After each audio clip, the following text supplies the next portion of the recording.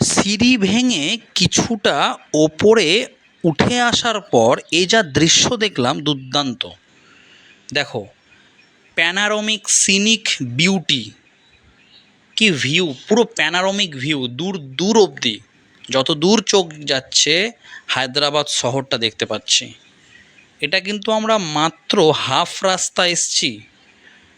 Top of the Golconda fort আমাদের লক্ষ্য।